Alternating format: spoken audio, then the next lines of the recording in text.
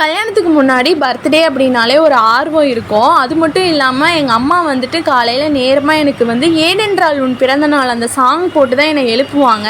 அந்த பாட்டு எனக்கு ரொம்பவே பிடிக்கும். அதே மாதிரி வந்துட்டு ஃபஸ்ட்டு விஷ் பண்ணுறதும் எங்கள் அம்மா தான்.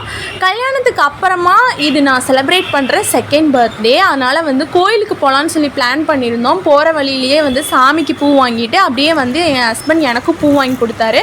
வாங்கி வச்சுட்டு நேராக வாணியம்மாள் கோயிலுக்கு போய் சாமி கும்பிட்டோம். மணி அடி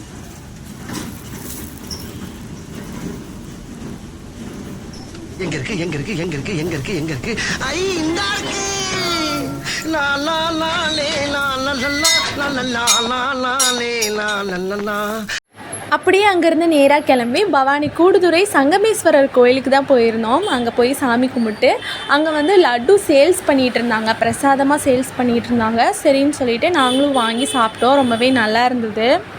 அப்பனே விநாயகா, இன்னைக்கு எனக்கு பிறந்த நாள். அங்க கேக்கு கூட வெட்டாம உன்னை பார்க்க வந்திருக்கா, என்ன காரணம்? வினிதீப்பான் விநாயகன் ஊரெல்லாம் சொல்லி நான் கேள்விப்பட்டிருக்கேன்.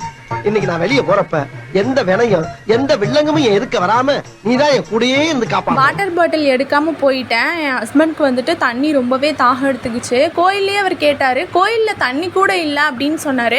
ஆனால் நான் கோயிலில் தண்ணி இருக்கிறத பார்த்தேன். நான் தான் கஜினி சூர்யா மாதிரி மறந்துட்டேன். வெளியில் வந்ததுக்கப்புறம் தான் எனக்கே ஞாபகம் வந்துச்சு. அப்புறம் பார்த்தீங்கன்னா அப்படியே வண்டியை வந்து ராமராஜ் ஷாப்புக்குள்ளே விட்டோன்னே அவங்கக்கிட்டே டேரெக்டாக போயிட்டு கிளாஸ் எங்கே இருக்குது அப்படின்னு கேட்டார். அப்புறம் தண்ணி குடிச்சிட்டு நாங்கள் அங்கேருந்து கிளம்பிட்டோம். ஆனால் அங்கே இருக்கவங்க யாருமே வந்து எதுவுமே சொல்லலை. நைட்டு வந்து சர்ப்ரைஸாக வந்து டிக்கெட் எடுத்துகிட்டு வந்து காமிச்சார். மதகத ராஜா மூவிக்கு தான் டிக்கெட் எடுத்துகிட்டு வந்திருந்தார். நைட்டு வந்து மூவிக்கு தான் நாங்கள் போயிருந்தோம். பாரு திரும்பி டார்ச்சர் பண்ற ராஸ்கல்.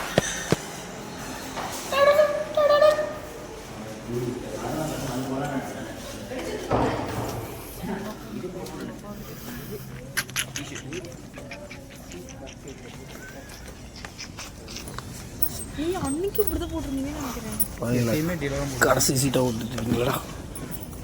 அதுக்கு தான் ஒடியாந்தாங்களா?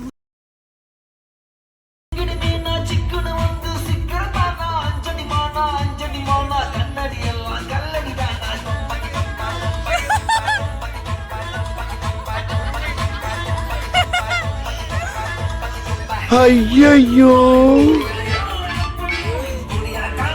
குடிக்கிறத பாரு, திருவிழாவில் காணாம போன புள்ள மாதிரி.